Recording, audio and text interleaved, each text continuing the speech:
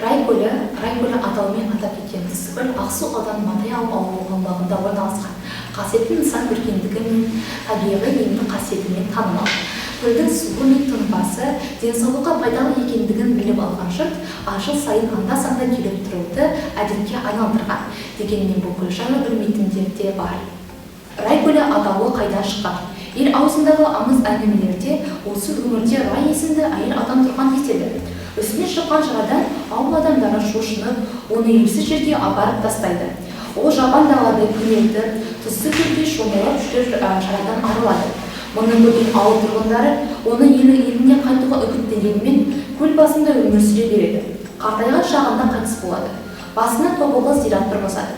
Ол зират қазір де бар. Осы аңыз бойынша тұзды көл Рай көлі деп аталып кеткен. Рай көлінің құпиясы неде? Шын мәнінде Рай көлі өңірде болған адам делінеді. Ол Бабеке батырдың жары. Бабеке ер-тоқпамбеттен батақ алып, Айтқожа бетін алғысына бөленген. Лепсі өзенінің алқабында Бабеке тобылғары деген жер атауы бар. Рай көлі ендікше балық қасиетімен танымал. Әдетте судың құрамында натрий мөлшері көп болса, фтор, йод, сульфаты сияқты емдік металдардың мөлшері артады. Рай көлінде магний, кальций, калийдің мөлшері жоғары. Ал марганец, кобальт, молибден, мыс пен бор, фтор, фурбром мен бордың мөлшері аз екендігін зертханалық талдау барысында анықталған.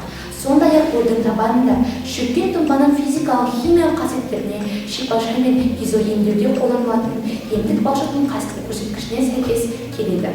Оның құрамында магний, кальций, натрий мен мыс, хром, марганец иондары мен сульфаттың үлесі басым. Көлдің ең терең жері 4 метрге дейін жетеді. Оның бір жері суық, келесі жері ыстық болғандықтан болып келгендіктен денеге, ағзаға берер шипасы әртүрлі. Сол үшін көлдің әр тұсына баруды ұмытпаған жөн.